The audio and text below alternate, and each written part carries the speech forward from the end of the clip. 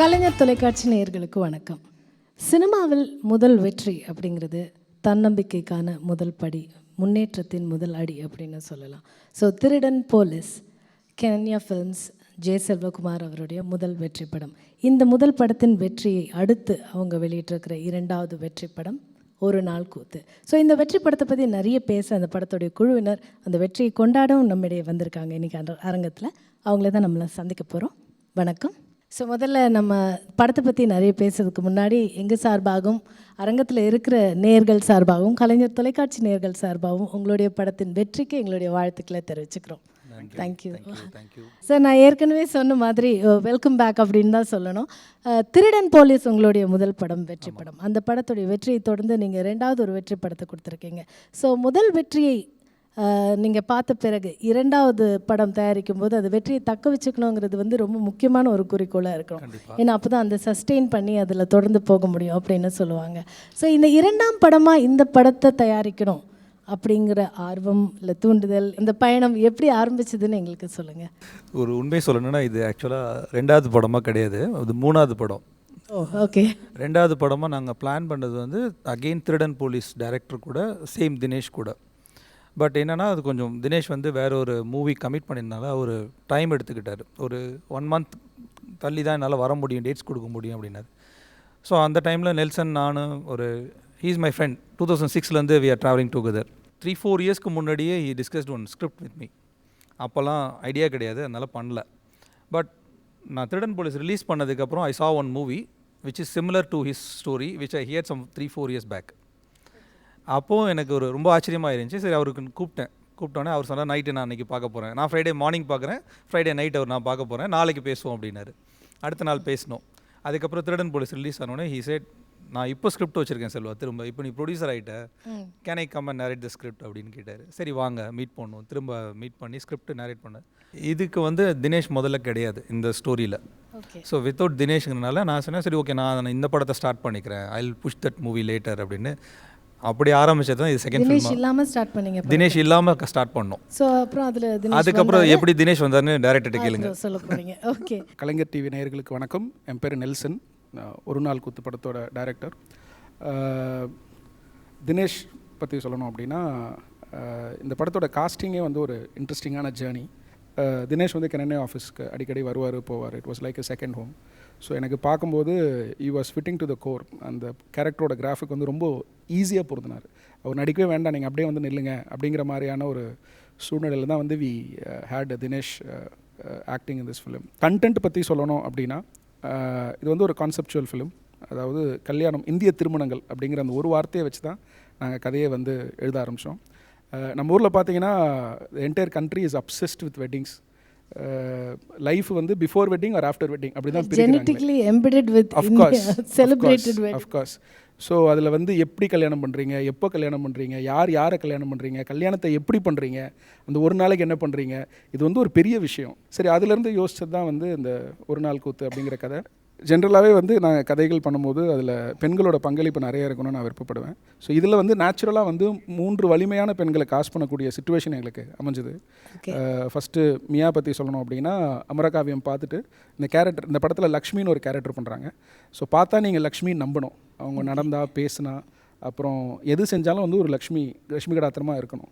So அந்த மாதிரி ஒரு கேரக்டர் தேவைப்பட்டுச்சு. ஸோ அதனால் மியா நிறைய படையெடுப்புகளுக்கு அப்புறம் நாங்கள் மியாவை பிடிச்சி இந்த படத்தில் நடிச்சே ஆகணும் அப்படின்னு நடிக்க வச்சோம்.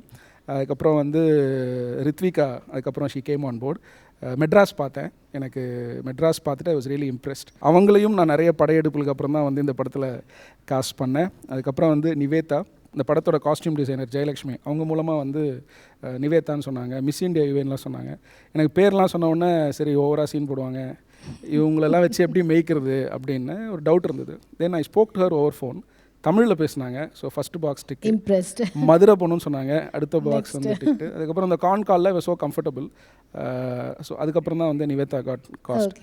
ஸோ என்னோட major strength for this film is all my 3 girls and they have done a fabulous job on film. அதுக்கு முன்னாடி ஒரு கதை இருக்குது. He waited for Mia George almost 3 months. 3 months. Okay. and he waited for Ritvika almost 2 months. நீங்கள் சொல்லுங்கள், ரொம்ப ப்ராமிசிங்கான characters கதாபாத்திரங்களை நடிச்சிட்டு இருக்கீங்க. ஒரு ஆக்டருக்கான ஸ்பேஸ் நல்லா இருக்கக்கூடிய கதாபாத்திரங்களை தொடர்ந்து நீங்கள் சக்ஸஸ்ஃபுல்லாக ஒர்க் பண்ணிகிட்ருக்கீங்க. அண்ட் ஃபர்ஸ்ட் கொஸ்டின், ஏன் 3 மாதம் வெயிட் பண்ண வச்சிங்க? என்கிட்ட கதை வந்து சொன்ன டைம்லேயே வந்து எனக்கு இந்த ஸ்டோரி ரொம்ப பிடிச்சிருந்தது, இந்த கேரக்டர் ரொம்ப பிடிச்சிருந்தது. லக்ஷ்மி இன்டர்நெட்னால ஷூட்டிங் நடந்த டைமில் தான் வந்து எங்கிட்ட ஸ்டோரி சொன்னது. ஓகே. அப்போ வந்து ஓகே டேட்ஸ் எல்லாம் பார்த்துட்டு வேறு மூவி ஆஃபர்ஸும் இருந்தது. ஸோ பண்ணலாமா, அது டேட்ஸ் எல்லாம் பார்த்துட்டு தான் ஒரு டிசிஷன் பண்ண முடியும். ஸோ அந்த மாதிரி நான் அப்புறம் சொல்கிறேன்னு சொல்லிட்டு ஒரு ஒரு இன்பிட்வீன் ஒரு ஆள் இருந்தது. அப்போது நிறைய இருக்கு கதை சொல்லலாம், நிறைய போலயே பெரிய கதை. இல்லை அதில் என்ன சுவாரஸ்யம் அப்படின்னா, கதை முதல்ல சொல்லிட்டேன், 3 மாதம் கழிச்சு தான் அதுக்கப்புறம் நான் அவங்கள பார்த்தேன். ஓகே. நான் போய் பார்த்ததும் அவங்க சொன்னது வந்து கேரளா வந்துட்டேன். கேரளா என் வீட்டுக்கே வந்து. ஆமாம் ஆமாம். அப்போது வீட்டுக்கு வந்து எகெயின் வந்து மியா ஓகே நம்ம ப்ராஜெக்ட் வீண்டும் யோசிக்கலாமா, இந்த படம் பண்ணலாமா, அப்படி நிறைய பேரை பார்த்துட்டு ஆனால் உங்களை மாதிரி பிடிச்ச ஒரு இது கிடைக்கல, பொருத்தமான ஹீரோ. ஆமாம், இந்த கேரக்டருக்கு ஆப்டான ஒரு ஆளை கிடைக்கல. ஸோ கதை நீங்கள் மறந்து போயிருக்குன்னு தோணுது. நான் சொல்லட்டுமா, ஒரு வாட்டி கூட கதை சொல்லட்டுமான்னு சொன்னப்போ நான் சொல்லி லக்ஷ்மி தானே கேரக்டர் நேம். அப்போ அது கேட்ட உடனே வந்து இவங்க இம்ப்ரெஸ் ஆகிட்டாரு. கிட்டத்தட்ட வந்து ஒரு 4 மாதம் கழிச்சு அவங்க நிறைய கதை கேட்டுட்டு 4 மாதம் கழிச்சு கதை ஞாபகம் இருக்கு, சீன்ஸ் ஞாபகம் இருக்கு. கண்டிப்பா அவங்க படம் பண்ணுவாங்கன்னு ஆமா ஆமா. அது எனக்கு அந்த கேரக்டர் ரொம்ப பிடிச்சிருந்தது. அதனால தான் எனக்கு அந்த கேரக்டர் லக்ஷ்மி. ஓகே, இந்த ஸ்டோரி ஒன்றும் 2வது வாட்டி இவங்க சொல்லலை. எனக்கு அன்னைக்கு 3 months முன்னாடி சொன்ன ஸ்டோரியே என் மைண்டில் இருந்தது. ஸோ நெக்ஸ்ட் வந்து உங்கள் 2 பேரையும் தான் கேட்கணும். என்ன இவ்வளோ நேரம் உங்களை பேசாமல் உட்கார வச்சிருக்கிறது சாரி. கடைசி வரைக்கும் கேட்கவே மாட்டேங்குது. இல்லை, நிறைய கதைன்னு சொல்கிறாங்களே பாலா, நான் என்ன பண்ணட்டும்? Okay. So Bala and Ramesh, நீங்கள் 2 பேரும் வந்து ரொம்ப ரொம்ப வேகமாக வளர்ந்து வரக்கூடிய சிறந்த நட்சத்திரங்கள், நடிகர்கள் அப்படின்னு சொல்லலாம். எக்ஸ்ட்ராடினரி பெர்ஃபார்மன்ஸ் 2 பேருமே. ஒரு டெலிவிஷனோட நட்சத்திரங்களாக இருந்தீங்க, திரையுலகத்தோட நம்பிக்கை நட்சத்திரங்களாக மாறிக்கிட்டு வரீங்க. So that's so nice.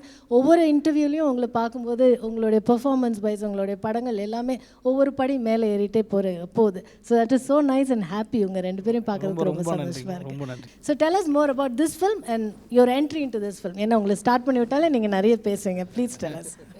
ஒரு நாள் கூத்தை பொறுத்த வரைக்கும் நான் வந்து ஃபஸ்ட்டு நன்றி சொல்கிறது வந்து செல்வகுமார் சார் தான் நன்றி சொல்லணும். ஏன்னா திருடன் போலீஸ்லேயும் கேஸ்ட் பண்ணியிருந்தார். இப்போ ஒரு நாள் கூத்துலேயும் சார் சொல்லி தான் நெல்சன் சார் வந்து எனக்கு இன்ட்ரொடக்ஷனு. அதுக்கப்புறம் அடுத்த உள்குத்து படம் ப்ரூஸ்லி, கிட்டத்தட்ட ஒரு 5-6 படம் பண்ணுறேன் சார்கிட்ட. அதனால் சாருக்கு ஃபஸ்ட்டு நன்றி. ஏன்னா அவர் தான் வந்து நெல்சன் சார் இன்ட்ரடக்ஷன் கொடுத்தாங்க. அப்புறம் வந்து நெல்சன் சார் வந்து என்னோடய கேரக்டரைசேஷன் மட்டும் சொன்னாங்க. முழு கதை சொல்கிறதுக்கான டைம் அப்போ இல்லை. அதனால் வந்து என்னோடய கேரக்டரைசேஷன் மட்டும் சொன்னாங்க. ஃபஸ்ட்டு நான் வந்து தலை சீவி குளித்து ஃப்ரெஷ்ஷாக இன் பண்ணி டீசெண்டாக நடிக்கிற படம் வந்து ஒரு நாள் கூத்து. நீங்கள் சொல்லுங்கள் ரமேஷ். ஸோ உங்களோட கதாபாத்திரம் இந்த படத்தில் எப்படி இருக்குது, என்னவா இருக்குது அப்படின்னு தெரிஞ்சுக்க ஆர்வமாக இருக்கும். பாலா சொன்ன மாதிரி உங்களுக்கு ஏதாவது லுக்ஸ் வைஸ் ஏதாவது எக்ஸ்ட்ரா? இல்லை, நீங்கள் பார்த்தீங்கனாலே தெரியும். இது வரைக்கும் வந்த படங்கள்லேயே வந்து பாலா சொன்ன மாதிரி அப்படின்னு பார்க்குற மாதிரி இருக்குது எல்லாருக்குமே. நீ எங்கே, நிறைய பேர் கேட்டாங்க, நீ எங்கே அந்த படத்தில் ட்ரெய்லரில் உன்னை பார்த்தா நீ காணுமே எல்லாம் கூட சொன்னாங்க, தாடி இல்லையே அப்படின்ற மாதிரி. ஸோ ஃபஸ்ட்டு இந்த படத்தில் கொஞ்சம் மேக் ஓவர்லாம் பண்ணியிருந்தேன். பேசிக்காக நான் கெரியர் ஸ்டார்ட் பண்ணது ஒரு ரேடியோ ஜாக்கியாக தான். ஸோ இந்த படத்தில் என்னோட ரோலே வந்து ஆர்ஜேவா, என்னோட எஃப்எம்லேயே. கண்டிப்பாக ஆர்ஜே சதீஷ்ன்றது என்னோட கேரக்டர் நேம். ஆர்ஜேவாக இருந்தாலும் நான் பண்ண படங்கள் எல்லாமே ஆல்மோஸ்ட் பாட்டில் தாடி அந்த ஒரு இதுவே இருந்தாலும் ரொம்ப நாள் எனக்கும் ஒரு இது, நம்ம என்ன பண்ணிட்டு இருக்கோம், நமக்கு வர்றது இப்படி இருக்குன்றது பார்த்துட்டு லைட் ஹவுஸ் கதாபாத்திரம் எல்லாமே அப்படி அமைஞ்சு. ஸோ ஃபைனலாக நெல்சன் வந்து எனக்கு ஒரு 8 வருஷமாக எனக்கு தெரியும் அவரை. ஸோ அவர் டைரக்டர் ஆகிறதுக்கு முன்னாடி அவர் ரசிகனாக படங்கள் தேட்டரில் போய் பார்த்துட்டு வந்துட்டு அவர் ஏதாவது சொல்லுவார். சினிமா பயங்கரமாக பார்ப்பார். நம்ம சும்மா அப்படியே போய் பார்த்துட்டு படம் பார்த்துட்டு வந்து இதில் இது இப்படி இருக்கணும் அப்படி இருக்கணும்னு சொல்லுவார். போங்க, படம் நல்லா இருந்தது நல்லா இல்லை 2 தான் நமக்கு தெரியும். ஸோ இவர் டைரக்டர் ஆவாருன்றது எனக்கு அப்போ தெரியாது. பட் படங்களை பற்றி நிறைய பேச ஒரு டைம் ஸ்டோரி இதை நரேட் பண்ணிவிட்டு சொன்னார், இந்த ஆர்ஜே சதீஷ்ன்றது நீ பண்ணணும் அப்படின்னாரு. நான் பண்ண முடியாது அப்படிலாம் இல்லை, கொடுங்க கொடுங்க நான் பண்ணுறேன், எனக்கு ஒன்றும் பிரச்சனை இல்லை அப்படின்ற மாதிரி தான் பண்ணேன். ரொம்ப நல்லா இருந்து கூட பேரா ரித்விகா பண்ணியிருந்தாங்க இந்த படத்தில். ஓகே, ரித்விகா நீங்கள் சொல்லுங்கள், இந்த படத்தில் உங்களுடைய கதாபாத்திரங்களை பொறுத்த வரைக்கும் நீங்கள் வந்து அழகான பெண்கள் இண்டஸ்ட்ரிக்குள்ளே வரும்போது ஃபர்ஸ்ட் அவங்க ஆப்ட் பண்ணுறது ஹீரோயினாக இருக்கணும் அப்படிங்கிறதுக்காக. பட் அதையும் தாண்டி வந்து என்ன ரோலாக இருந்தாலும் அதில் என்னோட பேர் வந்து தெரிகிற அளவுக்கு என்னால் பெர்ஃபார்ம் பண்ண முடியும் அப்படிங்கிற ஒரு கான்ஃபிடென்ட் ஆக்டராக you come across, and that such a rare thing today. நிறைய பேர் அது மாதிரி பார்க்க முடியாது. ஸோ உங்களுடைய கதாபாத்திரங்களை அதை நாங்கள் பார்க்குறோம். ஸோ இந்த படத்தில் உங்களுடைய கதாபாத்திரம் பற்றி ஏற்கனவே சொல்லிட்டார் அவர் பேரை, நீங்கள் 2 பேரும் பேர் பண்ணியிருக்கீங்கன்னு, இன்னும் கொஞ்சம் சொல்லுங்கள். நான் இது வரைக்கும் பண்ண படங்கள்லேயே என்னை வந்து ரொம்ப கலர்ஃபுல்லாக காட்டியிருக்காங்க இந்த படத்தில். இந்த காஸ்டியூமாக இருக்கட்டும், மேக் ஓவராக இருக்கட்டும், தான் ரமேஷ்க்கு அமைஞ்ச மாதிரி தான் இதுவும் எனக்கு ரொம்ப டிஃப்ரெண்ட்டாக இருக்கும் ஸ்க்ரீனில் பார்க்கும்போது. ட்ரெய்லர் பார்த்துட்டு ரொம்ப சந்தோஷமாக இருந்தது. ரொம்ப அழகாக காட்டியிருக்காங்க. எங்கள் டிஓபி கோகுல் வரல இன்னைக்கு, ஏன்னா எல்லாரையுமே அவ்வளோ அழகாக காமிச்சிருக்காரு அவர். ஸோ அந்த விதத்தில் இந்த படம் வந்து கண்டிப்பாக எனக்கு ஒரு பெரிய பிரேக் கொடுக்கும். ஆல்ரெடி மெட்ராஸில் ஒரு அடையாளம் கிடச்சிது மெட்ராஸ் படத்தில். இந்த படத்தில் வந்து எனக்கு ரொம்ப பெரிய அடையாளம் கிடைக்கும்னு நான் நினைக்கிறேன். இந்த படத்தில் வர ஏதாவது டயலாகில் நீங்கள் பண்ண ஏதாவது அனௌன்ஸ்மெண்ட் மேபி எங்கள் ரசிகர்களுக்காக? நீங்கள் கேட்டுட்ருக்கீங்க சூரியன் எஃப்எம் 93.5. கேளுங்க கேளுங்க கேட்டுகிட்டே இருக்க வித் அஜய் சதீஷ் அண்ட் அஜய் சுஷீலா. இன்றைக்கி நம்ம ஷோவில் வந்துட்டு நம்ம விளையாட போகிற கேம் கண்ணாம்பூச்சி. இதை டங் ட்விஸ்டர். இதில் வந்து என்னென்னாக்கா சுஷீலா வந்து ஒரு வார்த்தை சொல்லுவாங்க, அதை யார் ஃபாஸ்ட்டாக ஜாஸ்தியாக சொல்கிறாங்களோ அவங்க தான் வந்து ஷோவோட வின்னர். ஸோ சுஷீலா, நீங்கள் அந்த டங் ட்விஸ்டரை கொஞ்சம் சொல்லுங்கள், கேட்போம். ஒரு வீட்டில் 2 வீட்டில் 3 தட்டில் பாத்திரம் கழுவுனீங்களா? ஒரு வீட்டில் 2 வீட்டில் 3 தட்டில் சாப்பாடு சாப்பிட்டீங்களா? இல்லைங்க. ஸோ இதே மாதிரி நீங்கள் கரெக்டாக சொல்கிறதா இருந்தீங்கன்னா கால் பண்ணுங்கள் 24619495 இந்த நம்பருக்கு. ஸோ சுஷீலா, நீங்கள் இதுக்கு மேலே என்னென்ன ரூல்ஸ் அண்ட் ரெகுலேஷன்லாம் கண்டினியூ பண்ணுறீங்க? நிவேதா, நீங்கள் சொல்லுங்கள். Miss India UAE, okay. So welcome to இந்தியான்னு தான் சொல்கிறோம் உங்களே, UAEலேருந்து. ஒரு ரொம்ப அழகிய வந்து இந்த திரைப்படத்துக்கு கூட்டிகிட்டு வந்திருக்காரு இயக்குனர். வழக்கமாக அந்த மாதிரி பியூட்டி பேஜன் ஷோஸ்லாம் வின் பண்ணவங்கள வந்து ஒரு கிளாம் டால் மாதிரி யூஸ் பண்ணுவாங்க, at least in the beginning stages, you know, when they enter they get to do roles like that. But இதில் வந்து உங்களுக்கு ஒரு performance oriented role கொடுத்துருக்காங்க அப்படின்னு, that's what we feel when we look at the trailer. நான் miss India UAE win பண்ணதுக்கப்புறம் என்னோடய costume designer வந்து செல்வா கிட்ட இன்ட்ரடியூஸ் பண்ணாங்க. செல்வா நெல்சன் 2 பேர்த்துக்கிட்டேயும் ஆடிஷன் பண்ணி முடிச்சுட்டு நான் திருப்பி துபாய் போனதுக்கப்புறம் 2 வீக்ஸ் கழிச்சு தான் எனக்கு கால் வந்து நெல்சன் சார் கிட்டேருந்து, சரி லைக் இது ஓகே அப்படின்னு. அண்ட் ஸ்கிரிப்ட் சொன்னோன்னே எனக்கு ரொம்ப பிடிச்சிருந்தது. அண்ட் இதில் வந்து நிறையா ஆக்டிங் இருக்குது, மோர் தென் ஜஸ்ட் யூனோ வந்துட்டு போகிற மாதிரி இருக்காமல் நிறைய ஆக்டிங் இருக்கனால உடனே ரொம்ப பிடிச்சிருந்தது எனக்கு. Acting was one important criteria. Performance will be definitely a highlight of Oru Naal கூத்து. ஜஸ்ட் லைக் மியூசிக், எங்கள் படத்தோட மியூசிக் மாதிரி performance also will be a fantastic highlight of the film. ரொம்ப கரெக்டாக சொன்னீங்க. about the music I was just going to ask Thiru Justin அவர்கள். Justin Prabhakaran, வணக்கம். நீங்கள் வந்து உங்களுடைய இதுக்கு முந்தைய படம் பண்ணையாரம் பத்மினி, அந்த படத்தில் பாடல்கள் வந்து ரொம்ப ரசித்து நாங்கள் கேட்டிருக்கோம். அண்ட் இந்த படத்தை பற்றி சொன்ன உடனே முதல்ல இந்த படத்தை பற்றி தெரியுது, இந்த படத்துடைய ஆல்பம் ஆல்ரெடி வந்த உடனே ஹிட் ஆகிடுச்சு. ஸோ இந்த படத்தில் உங்களுடைய பங்களிப்பை பற்றி சொல்லுங்கள். அதே மாதிரி இந்த படத்தில் நீங்கள் இயக்குனரோட சேர்ந்து பணியாற்றினதை பற்றியும் சொல்லுங்கள். இந்த படத்தில் வந்து என்னென்னா, இப்போ ஒவ்வொரு ஆர்டிஸ்ட்டுக்கும் ஒரு இன்ட்ரெஸ்ட் இருக்கும்ல. நம்ம ஏற்கனவே ஒர்க் பண்ணதுலேருந்து ஒரு ரிலீஃப் வரட்டும், நான் அடுத்த படத்தில் ஒர்க் பண்ணுறப்ப அதே மாதிரி ஜேர்னர் இல்லாமல் வேறு ஒன்று பண்ணால் அதுவும் ஃப்ரெஷ்ஷாக பண்ணுற மாதிரி இருக்கும். எனக்கு அந்த எக்ஸ்பீரியன்ஸ் இந்த சேலஞ்சிங்காக இருந்ததா? சேலஞ்சிங்கை தாண்டி சேலஞ்சிங் இருந்துச்சு. ஒவ்வொரு சாங்குமே சேலஞ்சிங் தான். உங்கள் சொன்ன சிச்சுவேஷன் எல்லாமே எனக்கு பிடிச்சிச்சு. ஏன்னா ஒரு லவ் டுயேட்டு, ஒரு பேத்தாஸ், ஒரு ஐட்டம் சாங், அந்த மாதிரிலாம் இதில் சிச்சுவேஷன் இல்லை. ஒவ்வொரு நம்ம சாங் ரிலேட் ஆகும், ஸ்கிரிப்டோட சேர்ந்து ஸ்கிரிப்டோட இருக்கும், எல்லா சாங்கும் பிளெண்டடாக இருக்கும். ஸோ அதுவே எனக்கு ரொம்ப இன்ட்ரெஸ்டிங்காக இருந்துச்சு. அப்புறம் இந்த எனக்கு ஜேர்னர் சேஞ்ச் ஆகிருந்தனால ஒர்க் பண்ணுறப்போ ரொம்ப இன்ட்ரெஸ்டிங்காக இருந்துச்சு. எல்லாரும் வந்து சொன்ன ஒரு விஷயம், கேமராமேன் எங்களை ரொம்ப அழகாக காட்டியிருக்காரு இந்த படத்தில், ரொம்ப அழகாக. ஸோ கேமராமேன் பற்றி கண்டிப்பாக பேசியே ஆகணும், அவரை பற்றி சொல்லுங்கள். அண்ட் என் கேமராமேன் வந்து கோகுல் பினாய். பண்ணையாரம் பத்மினியும் அவரோட முதல் படம். இந்த படத்தோட மிகப்பெரிய பில்லர் ஆஃப் சப்போர்ட். அவருக்கு பொதுவாக பெண்கள்னாலே ரொம்ப பிடிக்கும். எல்லா பெண்களையும் வந்து அவர் ரொம்ப அழகாக காட்டுவார். ஒரு நாள் கூத்து வந்து ஐ வுட் சே கோகுல் வந்து ஹஸ் கான் ஃபியூ நாட்சஸ் அப். படத்தோட விஷுவல்ஸ், படம் பார்த்துட்டு வர எல்லாரும் நடிப்புக்கு அப்புறம் சொல்லக்கூடிய அடுத்த வார்த்தை மியூசிக், அப்புறம் வந்து கேமரா பியூட்டிஃபுல்லாக இருக்குது, எல்லாரும் அழகாக இருக்காங்க. ஏன்னா ட்ரெய்லர் டீசர்லாம் பார்த்துட்டு என்கிட்ட எல்லாரும் கேட்ட முதல் கேள்வி, நானா இன்னும் இவ்வளோ அழகாக காமிச்சிருக்காங்களே, இன்க்ளூடிங் நம்ம பால சரவணன். அவர் டப்பிங்கில் வந்து ஒரு ஃபோட்டோ பார்த்து, சார் நானா சார் சூப்பராக இருக்குது சார் அவர் அழகா தான் இருக்காரு, அந்த இன்னும் அழகா காட்டியிருக்காங்க. எக்ஸைட்மெண்ட் வந்து தாங்க. உங்களுக்கு தெரியுது இப்போ உலகத்துக்கு தெரிய போகுது. ரமேஷ் ஸ்பாட்டில் பார்த்துட்டே மானிட்டரில் நல்லா இருக்கு, கண் கலங்கிட்டாரு. அழகாக இருக்கு அப்படின்னு ஒரே சந்தோஷம். ஸோ இந்த படம் வந்து அழகாக தெரியறதுக்கான ஒரே காரணம் வந்து கோகுல். அஃப்கோர்ஸ் காஸ்டியூம் டிசைனரோட சப்போர்ட்டு ப்ளஸ் செட்டில் ஒர்க் பண்ணவங்களோட சப்போர்ட், செட்டில் ஒர்க் பண்ணவங்களுடைய support, everything was there. But the essence of beauty in every frame is for Gokul. It's about Gokul. Gokul வந்து ரொம்ப சைலண்ட், பேச மாட்டோம் ரொம்ப. வேலையில காட்டிடுவாரு.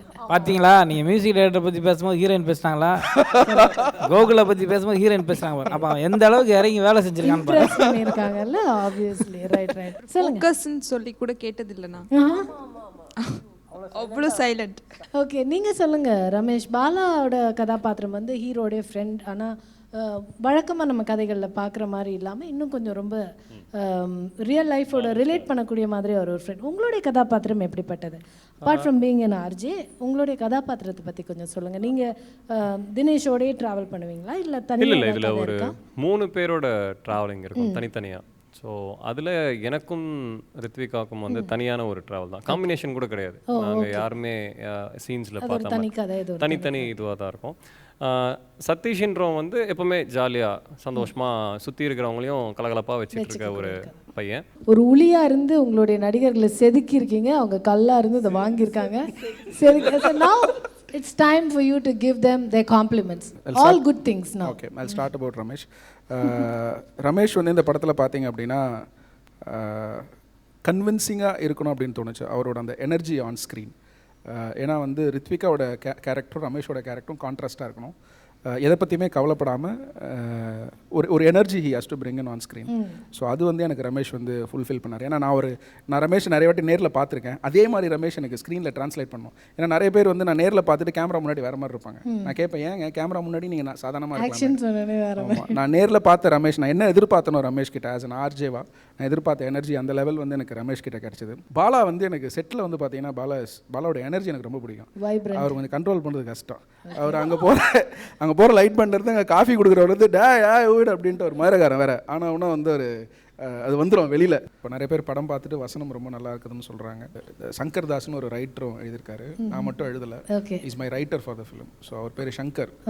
ஸோ அதுக்கு வந்து major credit goes to my writer அவருக்கும் சங்கர். That's wonderful. ஸோ நிறைய விஷயங்கள் பேசியே போகலாம், பட் நேரம் இல்லாதனால நம்ம முடிக்க வேண்டிய ஒரு தருணத்துக்கு வந்திருக்கோம். சார், ஒரு ப்ரொடியூசராக இந்த படத்தை பற்றி சொல்லுங்கள். நிறைய ஆடியன்ஸ் இந்த படத்தை பார்த்துட்டு ரொம்ப பிடிச்சிருக்கு அப்படின்னு சொல்கிறாங்க. இனிமேலும் இந்த படத்தை பார்க்க வர ஆடியன்ஸ் எதற்காக இந்த படத்தை பார்க்க வரணும்னு நீங்கள் சொல்லுவீங்க, ஒரு வரியில் சொல்லணும்? ஒரு யதார்த்தமான படம், ரொம்ப வருஷத்துக்கு அப்புறம் நான் தமிழ் சினிமாவில் ஒரு யதார்த்தமான ஒரு படம், யங்ஸ்டர்ஸுக்கு ஒரு முக்கியமான ஒரு படம். When they are into wedding, கல்யாணம் அந்த மாதிரி யோசிக்கும்போது அவங்களுக்கு ஒரு ஃபீல் குட் மூவி. அதே சமயத்தில் இந்த மாதிரி கஷ்டங்கள் நடந்துகிட்டு இருக்குது அப்படின்னு அவங்க யதார்த்தத்தை பார்த்துக்கலாம். அந்த மாதிரி ஒரு படம். இட்ஸ் அ ஃபேமிலி என்டர்டெயின்மெண்ட்டு, அதே சமயத்தில் யங்ஸ்டர்ஸுக்கு ரொம்ப கனெக்டிங் மூவியாக இருக்கும். Okay okay. ஸோ உங்கள் 3 பேருக்கும் வந்து இந்த படம் எந்த அளவுக்கு ஒரு அடுத்த லெவலுக்கு உங்களை கொண்டு போகிற ஒரு படமாக இருக்கும்? இந்த படத்தை பற்றி ஒரு வார்த்தையில், ஒரு வரியில் சொல்லணும்னா please tell us something about this movie. இந்த படம் வந்து எஸ்பெஷலி பேரண்ட்ஸ் அண்ட் யங்ஸ்டர்ஸ்க்கு வந்து ரிலேட் பண்ண முடியும்.